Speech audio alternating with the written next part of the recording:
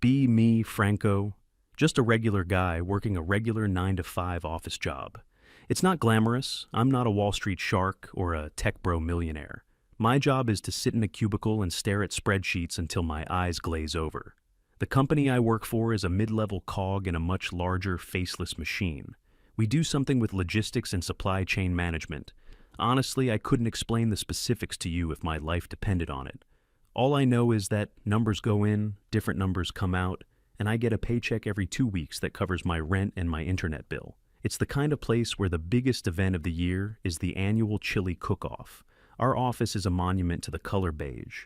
Beige walls, beige cubicle dividers, beige carpet that has seen better decades. The fluorescent lights hum a constant monotonous tune that you stop hearing after your first week, but it burrows into your subconscious forever. The highlight of my day is usually the 10-minute walk to the good coffee shop, not the sad brown water that gurgles out of the office machine. The team I'm on is pretty standard, a collection of people just trying to get through the day. There's Kai. He's this quiet, whip-smart guy who sits 2 cubes down from me. He doesn't say much, but when he does, it's usually something that cuts right to the heart of a problem. He's the type to notice a tiny flaw in a system that everyone else has missed for years. Spends his lunch breaks doing Sudoku puzzles that look like they were designed by a madman. Then there's Youssef. Youssef is a big dude. Not fat, just genuinely large. He's tall, broad-shouldered, and built like he could have been a linebacker if he hadn't chosen a life of data entry. He's the gentlest giant you'll ever meet. Always smiling, always willing to help you move a heavy box of printer paper. The office is clearly not designed for a guy his size. His knees are permanently jammed against the underside of his desk. The standard issue office chair groans in protest every time he sits down, looking more like a stool than a proper seat. For him, sitting comfortably is a geometric impossibility. His legs just have to go somewhere. The rest of us are just a mix of personalities. We get along. There's a sort of unspoken truce in our little corner of the building. No loud phone calls, no microwaving fish in the break room, and no talking about politics or religion. It worked. We had a peaceful, if boring, existence. This delicate ecosystem was functioning perfectly fine for years. Then she arrived. The email landed in our inboxes on a Monday morning. Subject: welcoming our new HR manager. It was accompanied by a slightly blurry, overly enthusiastic headshot of a woman named Serena. The email was full of the usual corporate fluff. Thrilled to join the team. Looking forward to fostering a dynamic and inclusive culture. My door is always open. We'd all seen it before. HR managers came and went. Usually they'd make us all do some pointless online training module about workplace safety and then fade into the background. We figured this would be no different. We were wrong. Serena was different. She was young, maybe late 20s, and had the kind of relentless energy that's exhausting to be around. She walked through the office like she was on a mission to discover problems. Armed with a clipboard and a smile that never quite reached her eyes, she would just observe. It was unsettling. You'd be deep in a spreadsheet and suddenly feel a presence behind you. You'd turn around, and there she'd be, jotting down a note before giving you that bright, empty smile and moving on. Her first week, she sent out 3 company-wide surveys. How can we improve your workplace experience? What does an ideal office culture look like to you? Anonymous feedback on interdepartmental synergy. Most of us just clicked random bubbles to get the pop-up to go away. A week later, the first changes started. The decent coffee in the break room was replaced with a new brand. It was organic, fair trade, single origin, and tasted like burnt dirt. An email from Serena explained this was part of a new wellness initiative. The old plastic plants were replaced with real ones that required watering. Another email explained this was to improve air quality and employee morale. Within 2 weeks, all the plants were brown and wilting because no one remembered to water them. These were minor annoyances, but they were a sign of things to come. Serena wasn't content with just changing the coffee. She needed a cause, a project. She needed to find a dragon to slay so she could prove her worth. And in our quiet, beige, dragon-free office, she decided she would have to invent one. The rumblings started subtly. An email went out with the subject, Mindful Mondays Creating Shared Spaces. It was a newsletter-style email with links to articles. The psychology of personal space in the workplace. Are you a space invader? How to practice situational awareness. It was all very vague and passive-aggressive. I remember Kai reading it, letting out a quiet sigh, and just shaking his head. He saw it coming before any of us. A few of us talked about it by the now terrible coffee machine. The consensus was that it was just more corporate nonsense that would eventually blow over. We drastically underestimated her ambition. The following week, it happened. We all received a calendar invite for a mandatory, department-wide meeting. Title: Policy Update and Inclusivity Seminar.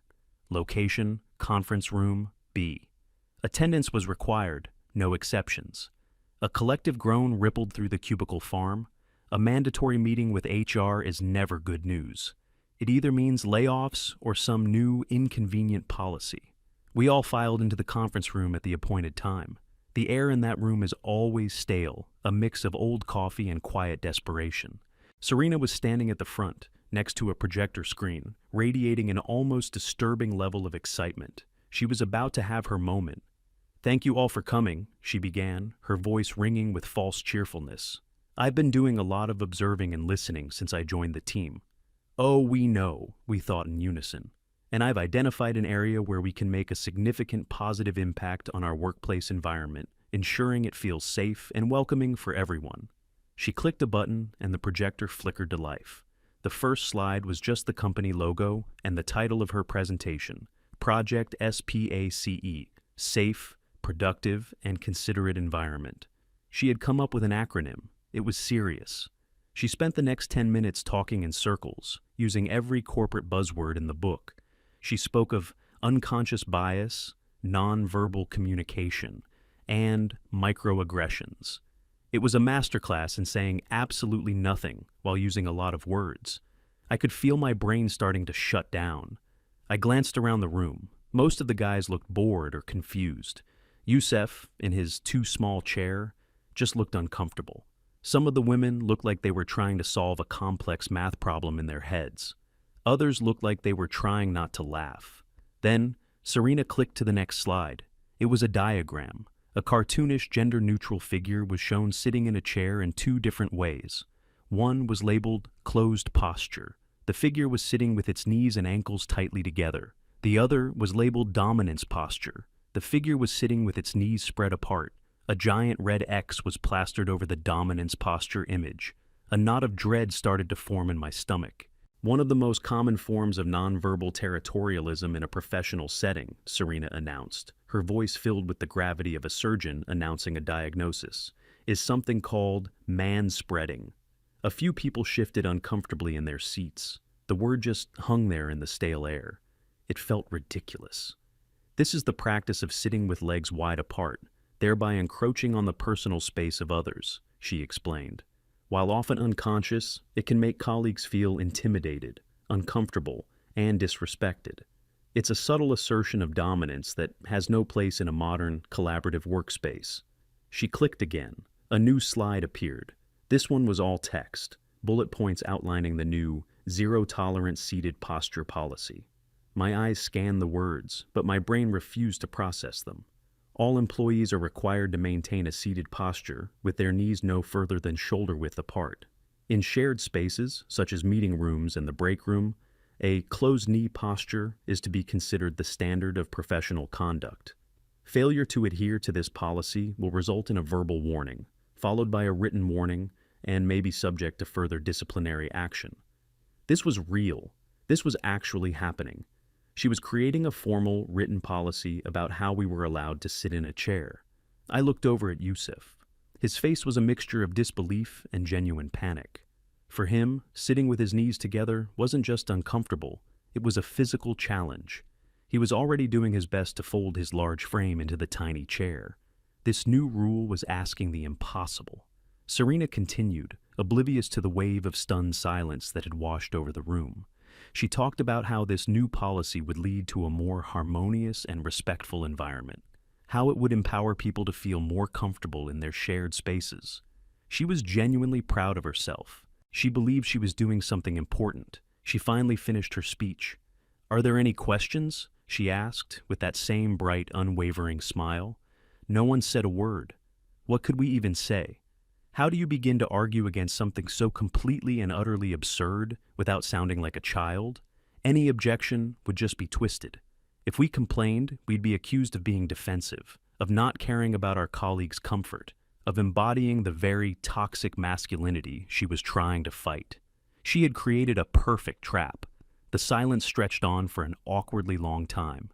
"Great," Serena finally chirped, clapping her hands together. "I'm so glad we're all on the same page. I'll be sending out a formal memo later today, and new posters will be going up around the office to remind everyone of our commitment to Project SPACE." The meeting was dismissed. We all filed out of the conference room like we were in a trance. A low murmur started as soon as the door closed behind us. Disbelief, anger, ridicule.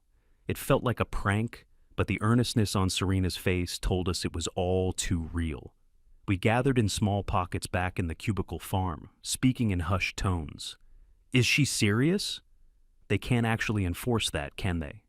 What are we supposed to do? Get out a ruler every time we sit down? Yusuf just went back to his desk, looking defeated. He sat down and consciously tried to squeeze his knees together. The look of physical strain on his face was painful to watch. I walked over to Kai's cubicle. He was just sitting there, slowly spinning a pen between his fingers, a thoughtful expression on his face. He wasn't angry like the rest of us. He looked analytical. "This is insane," I said, keeping my voice down. He didn't look up. He just kept spinning the pen. "It's not about insanity, Franco," he said quietly. "It's about metrics." "What are you talking about?" He finally stopped the pen and looked at me. "She's new. She needs to prove her value. She needs to show her bosses that she is an agent of change. So she invents a problem, creates a policy to solve it, and then she'll collect data to show how effective she's been." He was right.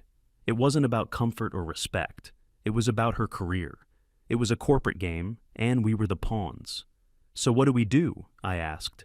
"Complain to her boss? That feels like a losing battle." "It is," Kai confirmed. "Complaining is what she expects. It would validate her position. It would frame us as the problem." He leaned back in his chair, a faint smile playing on his lips. It was the kind of smile that meant he had an idea. "An unjust rule, when followed to the letter, becomes its own punishment," he said, sounding like some kind of ancient philosopher. "You can't fight the bureaucracy. You have to become the bureaucracy." A few of the other guys had drifted over to his cubicle, drawn in by our conversation. "What does that mean?" someone asked. Kai looked around at the small group of us. "It means we don't fight the rule," he said, his voice low and conspiratorial. "We don't break it. We don't complain about it." He leaned forward, and his smile widened. "We embrace it. We enforce it upon ourselves more strictly than she ever could. We will become the most considerate, posture-perfect employees this company has ever seen. We will comply with such malicious precision that we grind this entire department to a halt." A spark of understanding lit up in everyone's eyes. It was a brilliant plan, a protest disguised as obedience. It was a way to fight back without giving her any ammunition to use against us. We weren't going to be angry employees resisting change. We were going to be model employees crippled by our own compliance. The plan was set. The war for our sitting rights had begun, and our weapon of choice was not rebellion, but absurd, over-the-top obedience. The next morning, the atmosphere in the office was different. The memo from Serena was waiting in our inboxes, officially cementing the new policy into company law. As promised, posters had been put up overnight. They were strategically placed in the break room, by the coffee machine, and in the bathrooms. They featured the same cartoon figure from the presentation, demonstrating the correct and incorrect way to sit, under the cheerful banner of Project SPACE. It felt like we were in a dystopian satire. I walked to my desk and saw that Kai was already there, implementing the first stage of his plan. He was sitting perfectly upright, his back ramrod straight. His knees and ankles were pressed so tightly together, it looked unnatural. He had a look of intense, focused concentration on his face, as if sitting properly was the most complex task he'd ever performed. As other guys from our team started to trickle in, they saw Kai and immediately understood. One by one, they went to their desks and assumed the position. A silent wave of malicious compliance spread across our section of the office. I sat down and did the same. It was immediately uncomfortable. I'm just an average-sized guy, and even for me, it felt constricting. My hips felt tight. My lower back started to ache almost instantly. Trying to type on my keyboard while maintaining this posture felt awkward and clumsy. Then Yusuf arrived. He walked in, saw all of us sitting like statues, and a slow grin spread across his face. He understood. He wasn't alone in this. He went to his desk and began the Herculean task of folding himself into the mandated position. It was a struggle. He had to physically grab his legs and force them together. The resulting posture was grotesque. He was perched on the edge of his chair, his broad shoulders hunched over, his whole body tense with the effort of keeping his knees from springing apart. He looked like a bear trying to ride a tricycle. Serena arrived a few minutes later, coffee in hand. She swept her gaze across the office, and a look of smug satisfaction appeared on her face. She saw us. She saw us all sitting in perfect compliance with her new rule. In her mind, she had won. She had single-handedly transformed the culture of our department overnight. She had no idea that the game had just begun. The first hour was quiet. The only sound was the clicking of keyboards and the ever-present hum of the lights. But it was a tense quiet. Then, the first crack appeared. One of the guys, a fellow spreadsheet gazer named Mark, let out a loud theatrical groan. He pushed his chair back from his desk and slowly, painfully stood up. "Oof, my back," he announced to no one in particular. "I've got a cramp, need to stretch." He proceeded to spend the next 2 minutes doing a series of deep lunges and leg stretches right in the middle of the aisle. He made sure to take up as much space as possible. Serena looked up from her office, a flicker of annoyance on her face, but she couldn't say anything. He was just stretching. 10 minutes later, someone else stood up. "My hip is locking up," he declared, before starting his own stretching routine. This was part 2 of Key's plan, weaponized discomfort. Soon it became a regular occurrence. Every 15 minutes or so, a different guy would stand up with a groan or a sigh, complaining of a new ache or pain, and perform an elaborate stretching ritual. The workflow of the department was constantly being interrupted by these displays of ergonomic distress. I took my first stretch break around 10 a.m. "Man, my sciatic nerve is really acting up today," I said to the cubicle wall. Standing up and stretching actually felt genuinely good. The relief from the constricted posture was immense. I did a few hamstring stretches, making sure I was in Serena's line of sight. She was watching us, her smile now gone, replaced by a thin, tight line. She knew we were doing this on purpose, but her own policy gave her no recourse. We weren't being disruptive in a way she could punish. We were simply dealing with the physical consequences of her rule. The masterpiece of the morning, however, belonged to Yusuf. Around 11 a.m., he made a noise that was somewhere between a gasp and a whimper. "I can't feel my left leg," he said, his voice laced with genuine-sounding concern. He stood up, but his leg buckled beneath him. He stumbled dramatically, catching himself on his cubicle wall. "It's completely asleep," he exclaimed, loud enough for the whole office to hear. He then spent the next 5 minutes stomping his foot on the ground and shaking his leg violently, trying to get the blood flowing again. It was a brilliant piece of theater. Several of our female colleagues, who had been watching this whole saga with a sort of detached amusement, were now openly struggling not to laugh. They knew exactly what was happening. They weren't part of it, but they weren't siding with Serena either. They were just spectators enjoying the show. The productivity of our department for that morning was probably close to zero. It was a constant cycle of sitting uncomfortably, groaning, and then getting up to stretch. The synchronized performance was beautiful in its absurdity.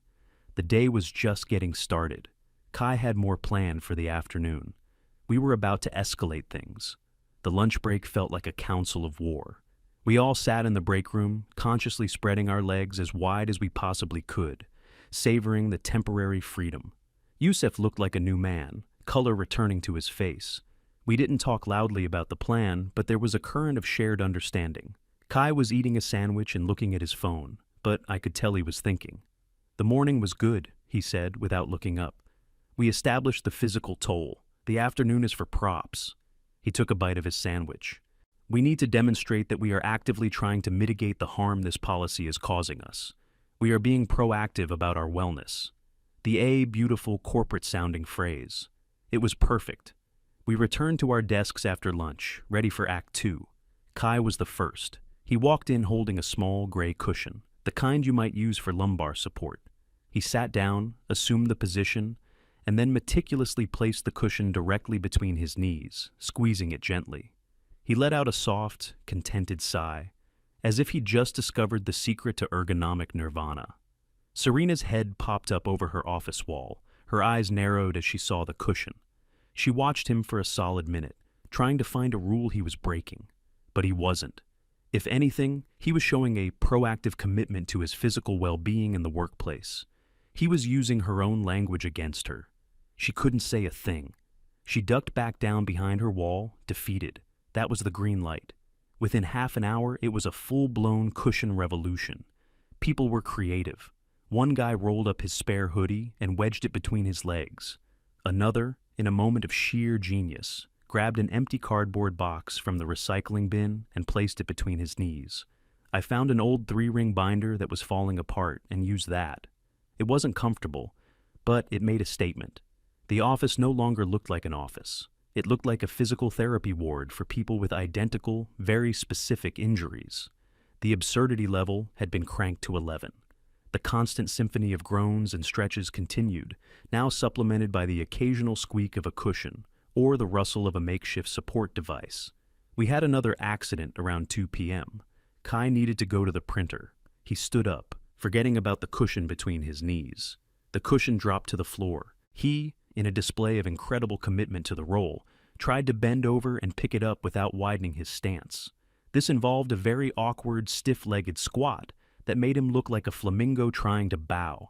He lost his balance and had to grab onto a filing cabinet to steady himself, letting out a frustrated sigh. The entire charade took about 30 seconds. A simple trip to the printer was now a complex physical challenge. Serena was just staring at her computer screen, pretending none of this was happening. She was trying to will it away through sheer force of ignoring it, but the soft chaos was undeniable. The climax, the moment that broke the entire policy, came later that afternoon. It was magnificent. An email had gone out earlier in the day about a brief project update meeting. It was with a senior manager from another division, a guy who was several pay grades above Serena. Let's just call him the director. He was an old-school, no-nonsense type. He cared about results, not office politics. The meeting was in the main glass-walled conference room, the fishbowl. The attendees were Serena, the director, and 3 members of our team, including, crucially, Youssef. We could all see them gather around the big conference table. Serena looked nervous. This was her chance to look competent in front of a superior. The director sat down like a normal person. Serena sat down, primly and properly. And then Youssef sat down. He performed his usual pained ritual of folding his large body into the required posture. Even from across the office, we could see the tension in his shoulders. He was squeezed into his chair, knees pressed together, looking like he was about to be launched into space. The meeting started. Serena was talking, pointing at a chart. The director wasn't looking at the chart. He was looking at Youssef. He had a puzzled expression on his face. He watched Youssef for a good minute, who was shifting uncomfortably, his face tight with discomfort. Finally, the director held up a hand, interrupting Serena mid-sentence.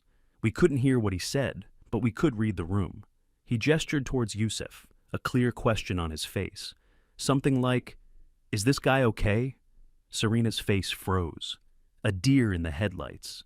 She stammered something, giving a weak, dismissive wave of her hand, trying to get the meeting back on track. But the director wasn't letting it go. He was still looking at Youssef with genuine concern. And then it happened. Youssef's body betrayed him. A massive, uncontrollable cramp seized his leg. His leg shot out from under the table, kicking with the force of a mule. It slammed into the table leg with a loud thud that we could actually hear from our desks. He let out a pained roar and jumped to his feet, knocking his chair over backwards with a crash. He stood there in the middle of the meeting, clutching his thigh, hopping on one foot. The meeting was completely derailed. The director was on his feet, looking alarmed. Serena's face went from pale to ghostly white. Her grand presentation, her moment to shine, had been destroyed by a man-sized Charlie horse. It was public humiliation of the highest order. Her project to create a safe and considerate environment had physically assaulted its largest employee in front of a company executive. The irony was so thick, you could cut it with a knife. The director said something to Yusuf, who was still trying to walk off the cramp, and then said something short and sharp to Serena. He then turned, walked out of the conference room, and went straight back to his own part of the building without a backwards glance. The meeting was over. Serena just stood there for a moment amidst the wreckage, her face a perfect mask of horror. Then she slowly, mechanically, picked up the fallen chair and scurried back to her office, closing the door behind her.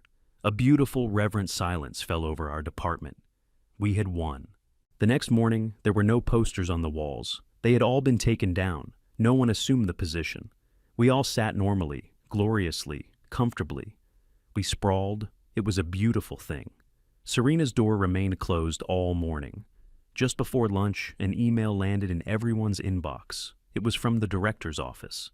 The subject line was clarification on workplace ergonomics. The email was short and to the point. It stated that, for the health and safety of all employees, everyone was encouraged to find a comfortable and sustainable sitting posture that worked for them. It mentioned something about listening to your body and taking regular breaks. It never mentioned Project SPACE or the no manspreading rule. It didn't have to. The policy was dead and buried. A quiet collective sigh of relief washed through the office. Kai leaned back in his chair, put his feet up on a filing cabinet, and folded his hands behind his head with a contented smile. The war was over. Serena emerged from her office later that day, but she wasn't the same person. The relentless energy was gone. The fake smile was gone. She avoided eye contact with everyone. She just looked small and defeated. She had lost all her authority. Her crusade had ended in a spectacular, self-inflicted failure. She lasted another 2 weeks. It was an awkward time. She mostly kept to herself. Then, one Friday afternoon, another email. This one was from the head of HR. It announced that Serena had decided to pursue a new and exciting opportunity elsewhere. We all knew what that meant. And just like that, she was gone. Life in the office went back to normal. The beige walls seemed a little less oppressive, the hum of the lights a little less monotonous. We had faced down the absurdity of corporate activism, not with anger or protest, but with perfect absolute compliance. We showed them that the cure was infinitely worse than the non-existent disease. And I have never ever sat more comfortably at my desk.